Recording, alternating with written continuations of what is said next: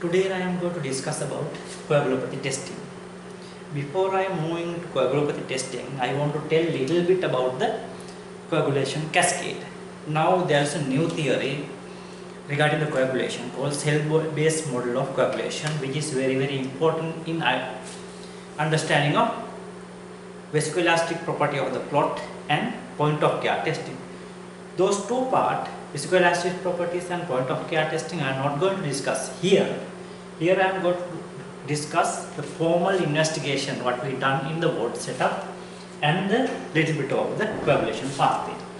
As you all know, coagulation pathway containing three major pathways: extrinsic pathway, intrinsic pathway and common pathway.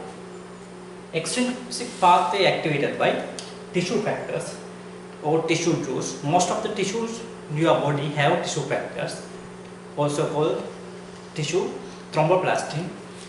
Thromboplastin can activate factor 7 to activated factor 7.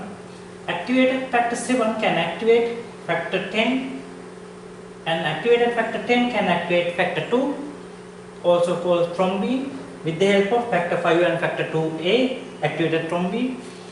And the factor 2 can activate factor 1, also called fibrinogen to fibrin. Fibrin with the help of activated factor 13, or also called fibrin stabilization factors, and they can create happy clot with several cross-links. Factor 13, what does is they make the cross-link between the fibrin monomers. So clot will be stabilized and long-lasting.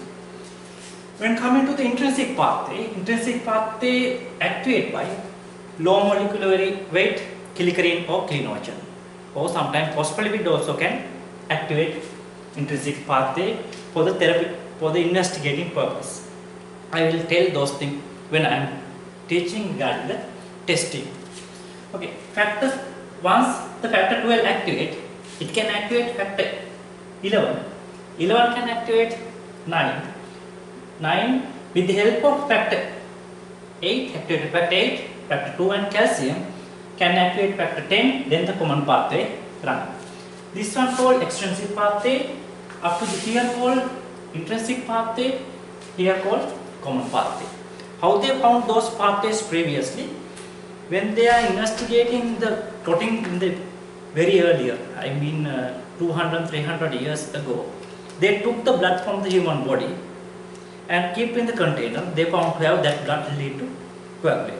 Without any disturbance, blood coagulate.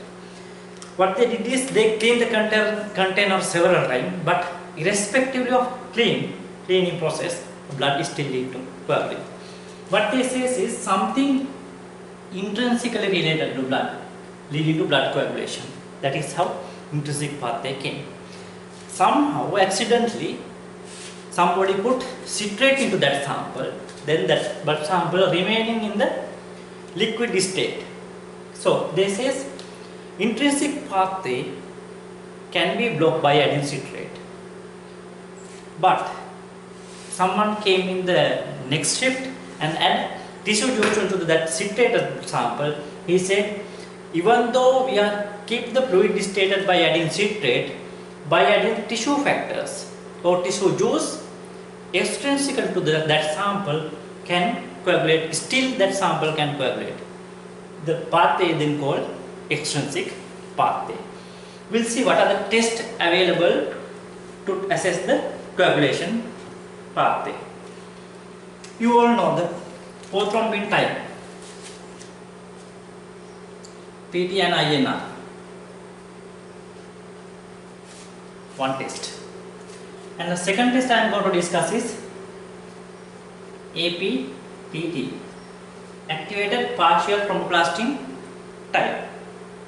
Third one I am going to discuss about activated protein type. Fourth one I am going to discuss about platelet function.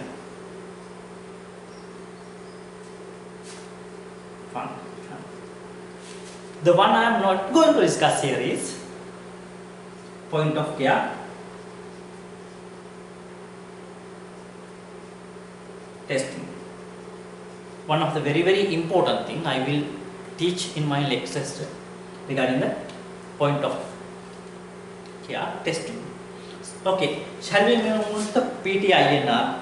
Before I moving into PT-INR, how they send blood sample to the lab for the assessment of coagulation? Usually, this is the container, this is the blood. They send the blood to the lab with the citrate. Once they add the citrate, blood will not coagulate, then they send the blood to the lab. What we are going to do is, we are going to centrifuge this one. Centrifuge and separate the plasma. We take the plasma out. Then what I am going to do is, because we are adding citrate here, to neutralize the citrate action, what citrate this is, they go and bind to the calcium and produce calcium citrate. Because of that, calcium is no more there for coagulation pathway. Because of that, blood remaining in the liquid state. Then what they are going to do is, they are going to add calcium. Calcium into that sample. Meantime, they are going to add the activator of the coagulation process. The activator of the coagulation process. The activator of the coagulation process may be related to intrinsic pathway. Activator may be related to intrinsic pathway, may be related to extrinsic pathway. Okay, I will repeat it again. They send a citrate blood sample to the lab. Citrate just because of to stop the coagulation process. Once they come into the lab, we centrifuge it. We took the plasma, add calcium to that sample, and then add activators. Activators may be related to intrinsic pathway or extrinsic pathway. Then we assess how it take time to coagulate. This is how we are going to assess the coagulation state. So first of all, we are going to check what is prothrombin time and what is INR, what factors affect by those things. So prothrombin time and INR related to extrinsic pathway. I will explain it how it happened. Once that blood sample come to us, we centrifuge, add citrate, add calcium. Then what we are going to add is, we are going to add some tissue factors. Once they add the tissue factors, they activate the extrinsic pathway and common pathway. So, if there is any deficient from here to here, we can identify it. So, if your PT-INR is prolonged, that means there can be deficient on factor 7, factor 10, factor 2, factor 1 and factor 5. Okay, if your PT-INR, INR prolonged, anyone can happen. Why this PT and INR both? Prothrombin time can be varies from lab to lab. Because of that, they give an international normalization ratio, the value which was not changing from lab to lab. Because of that, rather than telling regarding the PT, INR is much more meaningful value when comparing the blood sample from lab to lab.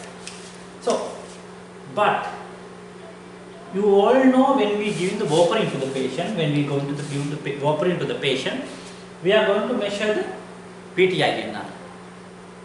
So, what happened in the once we go giving the warfarin, they can block the both several factors from here to here. But the shortest half-life factor here from extrinsic pathway and common pathway is factor 7. So initially the most initial disappearing substance is factor 7. So PTINR assess the warfarin effect belong to extrinsic pathway because the factor 7 is the one which have shortest half-life.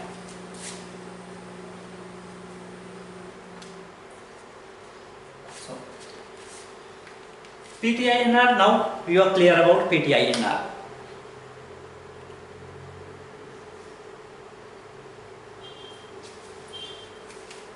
They are going to check, I will repeat it again.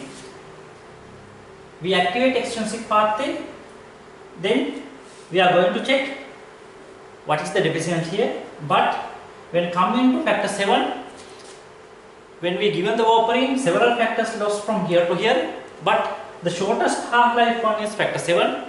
Because of that, initial disappearing one is factor 7.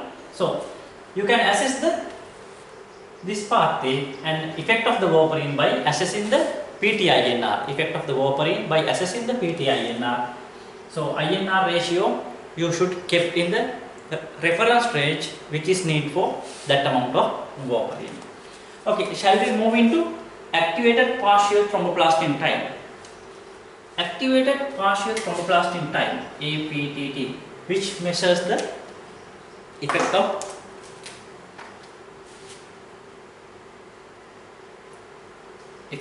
heparin. Here effect of warfarin. We'll see how it done.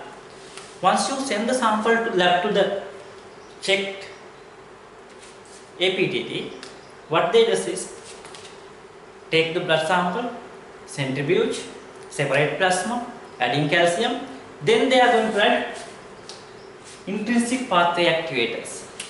As an intrinsic pathway activators, they are going to add phospholipid. You may be surprising why then now phospholipid come from, how phospholipid come from intrinsic pathway.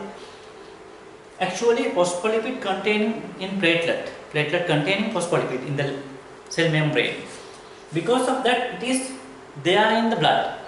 But when coming to our sample, we centrifuge and cell removed. Because of that, our sample does not contain. That is why our sample should separately activate. We are going to put the phospholipid to there. Then what I am going to do is the duration of the clot formation, duration which take to form the clot,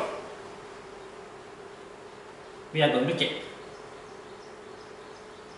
So it measures the factor 12, factor 11, factor 9, factor 10, factor 2, factor 1 and factor 13. Factor 13 usually, even though without factor 13, coagulation process and coagulation cascade, nothing will happen. Also called fibrin stabilization factors. So we can measure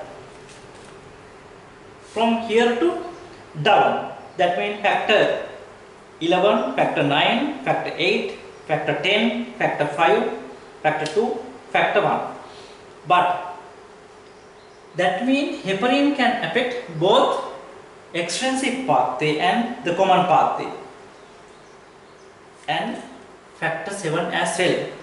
You know the factors 2, 7, 9, 10 liver synthetic coupling factors can affect heparin as well. So it affects both extrinsic and intrinsic pathway. Heparin affect both extrinsic and intrinsic pathway, but when you look at from here to here, more intrinsic pathway factors deactivate than extrinsic pathway. Heparin deactivate more intrinsic pathway factors. Heparin deactivate more intrinsic pathway factors. Because of that, we are going to tell APTT effect, monitor the effect of heparin, which mainly measures the intrinsic pathway. It has some clinical, I have already discussed about something phospholipid.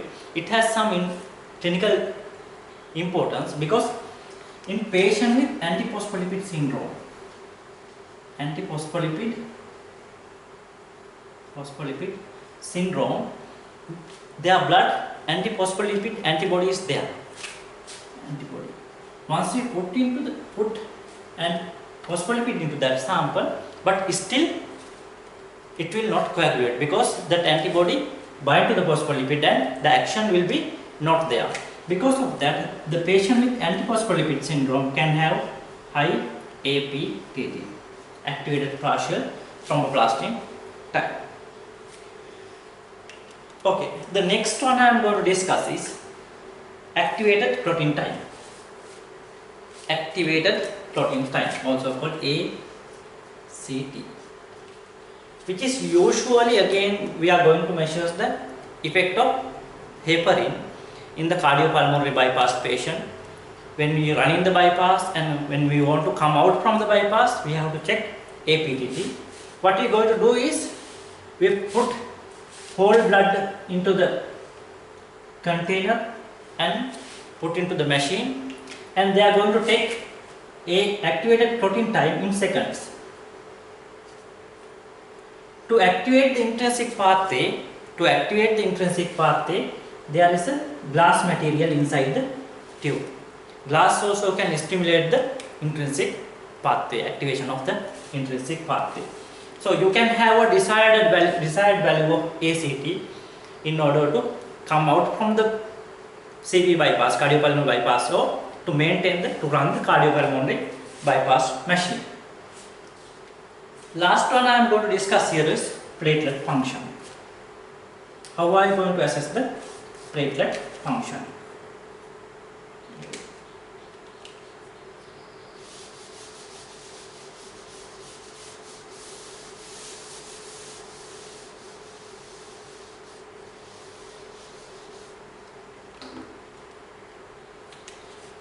It will evaluate how well platelet aggregate, platelet function.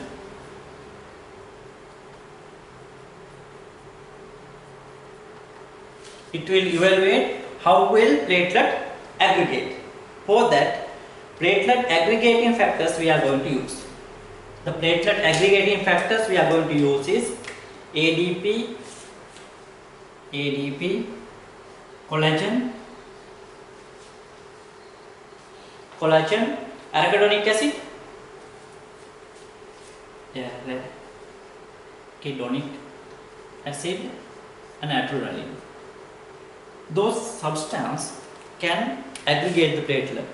Actually, ADP is present inside the platelet as well. Platelet containing alpha and delta granules. Those can contain those containing ADP as well.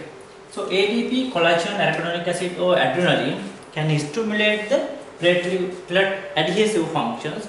So you can check the platelet function using those substances. Then you can assess the platelet function, whether it is normally function platelet or thrombasthenia. Thrombasthenia means even though your count is normal, the function will be impaired. Last one I will not discuss here, but point of care testing.